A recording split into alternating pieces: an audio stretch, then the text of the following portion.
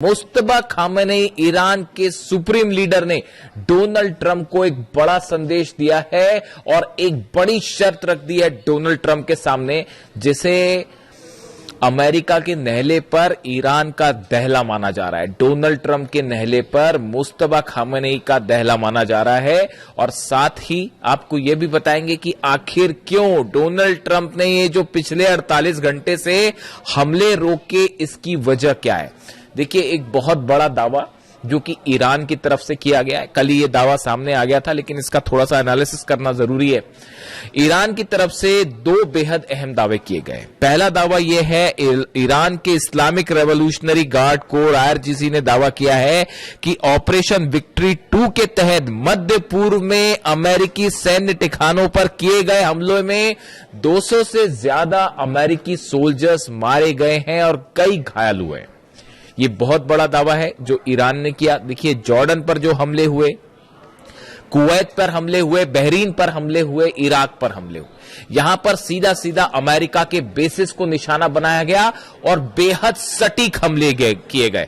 फतह 2 से हमले किए गए, फतह 110, जुल्फिकार मिसाइल से हमले किए गए, सेजिल मिसाइल से हमले किए गए और ये तीनों मिसाइल्स का कोई जवाब ना तो पेट्रियट के पास था, ना थाट के पास था। अमेरिका के डिफेंस सिस्टम की धज्जियां उड़ गई, चीथड़े उड़ गए।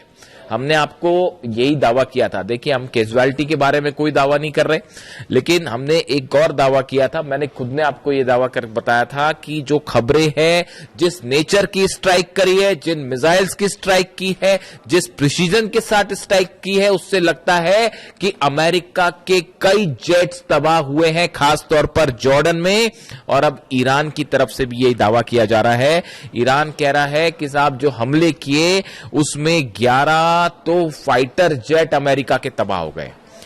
जॉर्डन में जो फाइटर जेट के बेस पर हमला हुआ था, वो मिसाइल ठीक उस हैंगर के ऊपर गिरी थी जहां पर फाइटर जेट्स खड़े थे अमेरिका के, वो तबाह हुए हैं। कुवैत में बड़ी जो है वो तबाही हुई है। कुवैत में भी जो फाइटर जेट के हैंगर थे वो तबाह किए गए। अब ईरान दावा कर रहा है कि हमने 11 अमेरिका के फाइटर जेट्स तबाह कर दिए हैं, जिसमें F-15 फाइटर जेट शामिल है, एक P-8 है, इसके अलावा C-17 ट्रांसपोर्ट विमान है, वो शामिल है और 8 से ज्यादा जो है रिफ्यूलिंग टैंकर शामिल है। मतलब ये आंकड़ों को अगर आप जोड़ लें तो ये अच्छे खासे नंबर हो जाएंगे। देखिए, ये पिछली बार भी हुआ था इस तरह से कि हमने कहा था आपको कि 30 से ज्यादा प्लेन्स तबाह हुए। अमेरिका के नंबर्स जो है वो 42 निकल के आए और अब देखिए ईरान के ये दावे हैं, इनको लेकर सैटेलाइट इमेजेस भी सामने आनी शुरू हो गई हैं। इतनी आसानी से डोनाल्ड ट्रंप पीछे नहीं हटते। ये जो हमले हुए उसके पीछे की एक पूरी कहानी है कि आखिर क्यों डोनाल्ड ट्रंप ने ये हमले रोके, हम उसका भी जिक्र करेंगे। देखिए, एक बड़ा संदेश आया है मुस्तबा खामेनेई का, जो कि डोनाल्ड ट्रंप के नाम सीधा सीधा संदेश ये माना जा रहा है और उसमें ईरान ने ये कहा है कि अगर किसी भी तरह की बातचीत करनी है अमेरिका को, या किसी भी तरह से सीज फायर की बात करनी है, तो अब उसकी पहली शर्त यह है कि लेबनान में पूरी तरह से शांति होनी चाहिए, इजराइल के हमले रुकने चाहिए, इजराइल की सेना बाहर जाए। ये जो सीज फायर करते हैं और उसके आड़ में नेतन्याहू जो हमले कर रहे हैं लेबनान में, ये जब तक नहीं रुकेंगे तब तक कोई बात नहीं। ये सीधा सीधा संदेश मुस्तबा खामेनेई ने डोनाल्ड ट्रंप को दे दिया है कि आपसे बात ही तब होगी जब आप लेबनान में पूरी तरह से मसला खत्म, या अमेरिका ये जो इजराइल की फोर्सेस है इसको बाहर भगाइए यहां से पहले, और नेतन्याहू के हमले रुकवाइए, और ये जो सीज फायर के नाम पर धोखा देते हैं इस तमाशे को बंद करवाइए, वरना कोई बात नहीं। देखिए, अब जंग में ईरान ने लीड बना ली है। ये जो जहाज ठोके हैं, पेट्रियट सिस्टम के ऊपर मिसाइल गिरी है, ये तमाशा रूस भी देख रहा है, चीन भी देख रहा है और हंसी उड़ाई जा रही है डिप्लोमेटिक सर्कल में कि ये अपने बड़ा दम भरते थे। पेट्रियट और थार्ड का ऊपर मिसाइल मारी गई है, साफ सीधी सीधी मिसाइल गिरी है, पेट्रियट और थार्ड सिस्टम तबाह हो गए और इतना बड़ा नुकसान हुआ। इस जंग का सबसे बड़ा नुकसान हुआ, यही वजह है डोनाल्ड ट्रंप पीछे हटा है, वरना पीछे नहीं हटता। बैठक होती है व्हाइट हाउस में, मैं आपको एक वीडियो में पहले भी बता चुका हूं। व्हाइट हाउस में बैठक हुई, पीट हेग्सेट शामिल थे उसमें, डैन केन्स शामिल थे, अमेरिका के तमाम अधिकारी शामिल थे। उसमें बताया गया कि जो नुकसान हुआ है और कैसे पेट्रियट और थार्ड सिस्टम मिसाइल्स खत्म हो रही है, सिर्फ 900 मिसाइल्स बची है अमेरिका के पास। एक महीना में सिर्फ 20 मिसाइल बन पाती हैं, और जिस तेजी के साथ ईरान हमले कर रहा है तो उसमें तो एक महीने के अंदर पूरा डिफेंस सिस्टम ही खत्म हो जाएगा। इसलिए रुके ये हमला करने से। और दूसरी चेतावनी आ गई है ईरान की तरफ से कि नेटो के जितने बेसेस है सबको ठोका जाएगा, चाहे वो तुर्की में हो, चाहे इटली में हो, चाहे जर्मनी में हो। मैं आपसे उस पर चर्चा कर चुका हूं, इसलिए इस पर बात नहीं करूंगा। तो ये 6 बेसेस ऐसे हैं नेटो के जहां पर न्यूक्लियर वेपन्स होने की बात कही जा रही है, वो सबके सब खुर्रमशहर 4 के निशाने पे, और जेलेंस्की को भी जवाब मिलेगा। अभी जो कैस्पियन सी में जहाज जलाया है ईरान का, उसका जवाब जो है वो खुर्रमशहर 4 रेडी है, और वो 5 वाला वर्जन भी जो है वो शायद पहली बार अब यूक्रेन पर ही टेस्ट किया जाए, और वो 100% यूक्रेन को जवाब मिलेगा। आप लिखवा लीजिए, चाहे तो कैस्पियन सागर में जवाब मिलेगा, और या फिर जो है सीधा मेनलैंड पे हमले का जवाब मिलेगा। तो बैठक हुई, बैठक में यह तय किया गया कि भाई अभी जो असेसमेंट हुआ कि कितना नुकसान हो रहा है, उसमें यह बात निकल के सामने आ गई कि अगर आप लॉन्ग रेंज वॉर करते हैं, लंबी जंग की तैयारी करते हैं, पहली बात तो देखिए ईरान में वो रैपिड वेनेजुएला समझने की गलती कर रहे थे, तमाम समझाने के बाद भी कि उसको वेनेजुएला मान के चल रहे थे, ईरान ने समझा दिया क्या है हकीकत।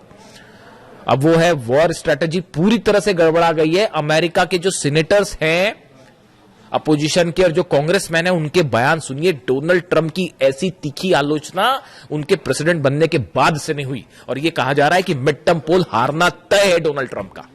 उनके जो सीनेटर्स हैं अपोजिशन, वो सवाल उठा रहे हैं कि ये क्या घटिया रणनीति लेके आप वॉर में गए। ना तो आप जीत पा रहे, ना आप बाहर निकल पा रहे, ना ईरान के अंदर जा पा रहे, ना हॉर्मुज कैप्चर कर पा रहे, ना लीडरशिप चेंज कर पा रहे, ना ईरान की सेना का मुकाबला कर पा रहे। तो कर क्या पा रहे फिर? जंग करने के लिए किस लिए गए थे? हकीकत यह है कि अब इस जंग में ईरान ने जबरदस्त लीड बना ली है। यह उसी दिन तय हो गया था जिस दिन अली खामेनी साहब पे हमला किया गया था। मेरे पे लोग सवाल उठाते थे जिस दिन अली खामेनी साहब का असैसिनेशन हुआ, उसी दिन जो मेरा पहला वीडियो था 28 तारीख को असैसिनेशन के बाद का, उस वीडियो में मैंने कहा था कि आप देखिएगा ईरान ये जंग कभी नहीं हारेगा। और आज 5 महीने बाद आप कहां खड़े हैं? हॉर्मुज के गेट पर जो है वो पहरेदारी करते खड़ी हुई है अमेरिका की सेना। सच है या नहीं बताइए? क्यों नहीं एंटर कर लेते हॉर्मुज में? अंदर एंटर करिए। अबू मेहदी ऐसी मार मारेगी ना कि एक भी जहाज नहीं बचेगा। वो जहाज पीछे खींचने पड़ गए। ये जो दूसरे दौर की हवाई फायरिंग करी, इसमें जो फाइटर जेट से हमले किए गए, वो हमले के पहले वो जो जहाज खड़े थे वो पहले आगे खड़े थे, उन सबको पीछे खींचना पड़ गया। वो 1000 किलोमीटर की रेंज के पीछे करना पड़ गया, वरना अबू मेहदी ऐसा मार मारते कि जहाज नहीं बचते। और हॉर्मुज में वो आप देखिए एक टैंकर फिर तबाह हो गया, कल पार करने की कोशिश कर रहा था उस रास्ते से जो कि ईरान ने मना कर रखा है। नीचे माइन लगी हुई है, फट गई माइन, जहाज हो गया तबाह, बाबल मंदेब अलग बंद हो गया है। तो ये कई बार क्या होता है, देखिए जरूरत से ज्यादा घमंड करना, अपने आप को चैंपियन समझना है ना, कि बस हम ही सब कुछ आज इसको तबाह कर देंगे, कल उसको तबाह कर देंगे, तो एक ना एक दिन ना शेर को 1.25 शेर जरूर मिलता है। और यहां तो बहुत भारी शेर मिल गया है, मतलब भागने का रास्ता। अब वहां पे प्लानिंग चल रही है वॉशिंगटन डीसी में, व्हाइट हाउस में प्लानिंग चल रही है कि भाई ईरान की जंग से इज्जत बचाते हुए कैसे बाहर निकला जाए। अरे काय की इज्जत बचाओगे साहब? वो चाइना ने आपका एक एक चीज आपकी समझ ली है कि कैसे आपका तोड़ है। F-35 फाइटर जेट का तोड़ क्या है, F-18 का तोड़ क्या है, टॉम हॉक मिसाइल गिर गई और तो और छोड़ दिया, इससे बड़ी बात और क्या होगी। वो ईरान जो मलबा दिखा रहा है टॉम हॉक मिसाइल का, टॉम हॉक मिसाइल को मार के गिरा देने का मतलब आप समझते हो? वो सिर्फ मामला ईरान अमेरिका तक नहीं है। जब टॉमहॉक मिसाइल गिरती है तो चाइना उसकी पूरी पोस्टमार्टम कर डालता। अच्छा, इनकी ये मिसाइल इतनी स्पीड पे चल रही थी, इतनी ऊंचाई पे चल रही थी, इस सिस्टम से मार के गिराया। वो टॉमहॉक मिसाइल का तोड़ उसने निकाल दिया। F-35 जेट अगर गिर रहा है, F-35 जेट अगर तबाह हो रहा है, तो चाइना उसका पूरा एनालिसिस कर ले रहा है कि ये इतने ऊपर जाता है, इतने तेजी से मुड़ता है, इसमें इसको ऐसे टारगेट किया जा सकता है। वो पूरी काट निकाल दी अमेरिका के जितने वेपन्स हैं। आप देख लीजिए हालत क्या है। 18 शिप लेके आप पहरेदारी कर रहे हो, वहां पे खड़े हुए हो, अंदर जाने की आपकी हिम्मत नहीं है, खड़े हुए आप ईरान के दरवाजे पर। तो अब हालात ये है कि मुस्तफा खामेनी ने एक नया जो है वो संदेश दे दिया है डोनाल्ड ट्रंप को। उन्होंने कह दिया है पहले लेबनान में पूरी तरह से शांति करो, उसके बाद बात आगे बढ़ेगी, वरना हम बात ही नहीं करेंगे। और यूरेनियम तो भूल जाइए, वो सपना है, वो भूल जाओ, यूरेनियम नहीं मिलने वाला। पिकेक्स माउंटेन पर हमला करोगे, नेटो के बेसेस उड़ेंगे, यूक्रेन पर हमला होगा, और सऊदी में, यूएई में, कतर में, दोहा में, बहरीन में, कुवैत में एक भी ऑयल रिफाइनरी सलामत नहीं बचेगी, एक भी इंफ्रास्ट्रक्चर नहीं बचेगा। वो जो लंबे लंबे ब्रिज है बहरीन और सऊदी के बीच में, सब मिसाइल्स के निशाने पर है। और ये जो बोलते रहते हैं ना बीच में डोनाल्ड ट्रंप की बस अब इतने % मिसाइल बनी, दुनिया में कोई नहीं जानता ईरान के पास कितनी मिसाइल सिटीज है। जागरोस की पहाड़ियों के नीचे अली खामेनी साहब जानते थे पहले से कि आज नहीं तो कल जो है वो हमला करेगा अमेरिका, उसी की तैयारी कर रखी थी, 4-5 साल की जंग की तैयारी कर रखी है। और अब तो भयंकर लीड बना लिए साहब, भयंकर लीड बना लिया। आपको क्या लगता है इजराइल हमला अगर ईरान अगर हार रहा होता या दब रहा होता तो अब तक इजराइल तो कूद गया होता जंग में। उसको पता है कि अगर जंग में आप कूदोगे उसके बाद तेल अवीव पे और हाइफा में ऐसे हमले होंगे इस बार कि मतलब रुकेगा भी नहीं वो मामला।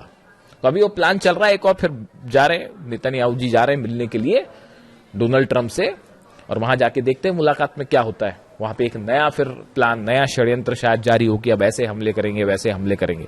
अभी लेकिन एक नई थ्योरी चल रही है, इस पे अलग से बात करेंगे। वो यूक्रेन ये जो बैठक हुई जिसकी मैं जिक्र कर, अच्छा पहले मुस्तफा खामेनी साहब की बात कर लें। इन्होंने जो ये संदेश दिया लेबनान वाला, इसको गेम चेंजर माना जा रहा है। वो जो है उन्होंने कहा हम अपने न्यूक्लियर प्रोग्राम पे कोई बात नहीं कर रहे, हम स्ट्रेट ऑफ हॉर्मुज पे बात ही नहीं कर रहे, वो तो बंद है, वो कोई नहीं खुलवा सकता। ईरान की परमिशन के बिना खड़ा हुआ अमेरिका, 5 महीने से खड़ा हुआ, स्ट्रेट ऑफ हॉर्मुज बंद है। वो जब ईरान का मन करता है खोलता है, जब मन करता है बंद कर देता। क्या कर पाए आपके एयरक्राफ्ट कैरियर दुनिया के? अब्राहम लिंकन क्या कर पाए और जेरल्ड आर फोर्ड क्या कर पाए? और वो लॉन्ड्री में आग लग गई तो भग लिए, वो अलग। तो बेइज्जती हो रही है वो अलग हो रही है, सैनिक मर रहे हैं, थार्ड सिस्टम तबाह हो जा रहा है, जहाज में आग लग जा रही है, हरा पानी रहे, हरा तो छोड़िए खुद ही पिटे जा रहे हैं। क्या कि सुप्रीम पावर दुनिया की, सबको समझ में आ गया कोई सुप्रीम पावर नहीं है भैया। और मिसाइल के मामले में Iran is the new supreme power of the world, super power of the world, इसमें कोई शक नहीं है। वो कई लोग फिर अभी भी इस तरह के मैं सवाल देखता हूं कि रूस मदद कर रहा है और चाइना मिसाइल में मदद कर रहा है। ईरान को मिसाइल के मामले में किसी की मदद की जरूरत है? अभी भी आपको लगता है कि किसी और की मदद की जरूरत है? हाँ, मान लिया सैटेलाइट की मदद मान सकते हैं हम, सैटेलाइट मदद कर रहा है रूस, चीन सैटेलाइट से मदद कर रहा है, क्योंकि सैटेलाइट प्रोग्राम है नहीं तो बैन कर रखा था आपने, वरना वो ईरान बताए। ईरान को आप अब ये बैन हटा लीजिए, उसके बाद देखिए ईरान कैसे तेजी से तरक्की करता है।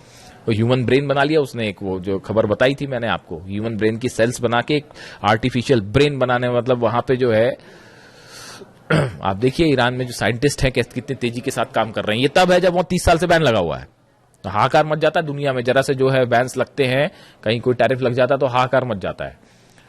और 30 साल से वो अली खामेनी साहब का ईरान जो है वो 30 साल से बैन भी झेल रहा है, उसके बाद भी देखिए आज घुटने पे हैं सबके सब। तो अब इन्होंने, मुस्तफा खामेनी साहब ने बड़ी प्लानिंग के साथ मामला पूरा लेबनान पे शिफ्ट कर दिया है। और इसका मतलब यह है कि न्यूक्लियर प्रोग्राम पर कोई बात नहीं, बाद में देखा जाएगा, और हॉर्मुज पर कोई बात नहीं, बाद में देखा जाएगा, खोलना नहीं खोलना, बंद करना क्या करना है। पहले लेबनान में आप ये जो तमाशा चल रहा है लेबनान में हमले करने वाला, इसको बंद करिए पहले, उसके बाद ही आगे बढ़ेगी बात। अब डोनाल्ड ट्रंप ने डिसाइड करना है क्या करना है, यानी फोकस। अब देखिए कहने का मतलब यह है, ये खबर अहम इसलिए है, ईरान ने मन बना लिया है कि अब इनसे जो भी बात होगी नहीं होगी, करना है नहीं करना है, ईरान अपने टर्म पे डिक्टेट करेगा, अपने टर्म पे डिक्टेट करेगा। कोई बात अमेरिका की नहीं मानी जाएगी, ना उनके वो जो बीच वाले हैं बात करने वाले, ना उनकी बात मानी जाएगी। वही होगा जो ईरान तय करेगा, जो अहमद वाहिदी तय करेंगे, और अहमद वाहिदी वही तय करेंगे जो खामेनी साहब बता के गए और जो कासिम सुलेमानी साहब बता के गए। वो कासिम सुलेमानी साहब की जो स्ट्रैटेजी है ना, उसी से जॉर्डन ठोका जा रहा है, और उसी से कुवैत ठोका जा रहा है, उसी से थार्ड और पेट्रियट ठोके जा रहे हैं। इसीलिए नहीं डरते थे डोनाल्ड ट्रंप कासिम सुलेमानी से कि अगर कासिम सुलेमानी होते तो पता नहीं क्या हो गया होता। खुद डोनाल्ड ट्रंप ये कहते हैं पता नहीं कितनी तबाही मचाते हैं, और सही कहते हैं। खैर, तो अब हालात ये है कि डोनाल्ड ट्रंप के सामने नई शर्त रख दी है लेबनान वाली। दूसरी तरफ ये बड़े बड़े जो प्लेन गिराने वाले दावे हैं, इसमें थोड़ा सा टाइम लगेगा सामने आने में। बाबल मंदेब जो है वो पूरी तरह से बंद है, क्लोज्ड। ईरान ने हुतीस की मदद के लिए बैलिस्टिक मिसाइल ड्रोन्स का एक बड़ा जखीरा तैनात कर रखा है यमन में, खासतौर पर बाबल मंदेब के आसपास। और लगातार जो है वो लड़ाई चल रही दोनों तरफ से। आपने देखा ही कल यमन में किस तरह से हमले हुए, और सऊदी लेड फोर्सेस और हूती के बीच में आमने सामने की जंग शुरू हो गई। कई गाड़ियों को आग लगा दी गई। जिस तरह से ऑयल रिफाइनरीज पर सऊदी पर हमला हुआ, पूरी दुनिया देख रही है। सबसे बड़ी जो आपकी जो ऑयल रिफाइनरी है अरामको, उसकी एक यूनिट पर जिस तरह से मिसाइल्स गिरी हैं, बैलिस्टिक मिसाइल, पूरी दुनिया देख रही है किस तरह से यानबू में और दूसरी एक जगह जो है वो हमले हुए, और उसको कोई नहीं रोक पाया। तो अमेरिका तो फेल है ही पूरी तरह से, वो अपनी रक्षा नहीं कर पा रहा, तो सऊदी की रक्षा क्या करेगा। और ये प्लान चल रहा है, देखिए ये प्लान चल रहा है। खुद नहीं लड़ सकते तो बोले क्या एक नया मोर्चा खोल देते हैं, यूक्रेन को लड़ाओ ईरान से साहब, हथियार हम देंगे वहां लड़ना, ताकि हमारे बेस पे हमला नहीं। आपने क्या समझ रखा है ईरान को, और क्या समझ रखा है अहमद वाहिदी साहब को? यूक्रेन हमला करेगा तो वो क्या जॉर्डन पे हमला रुक जाएगा? अहमद वाहिदी साहब ने, जो मेरे पास जो जानकारी है, ईरान की सेना ने, IRGC ने अपना टारगेट तय कर रखा है, पूरे अरब से अमेरिका को बाहर निकालो, ट्रंप की सेना को बाहर निकालो, उसके बाद देखा जाएगा। इस टारगेट के साथ काम कर रहे हैं। और डोनाल्ड ट्रंप की कोशिश जो यूक्रेन वाला है उस पर अलग से बात करेंगे।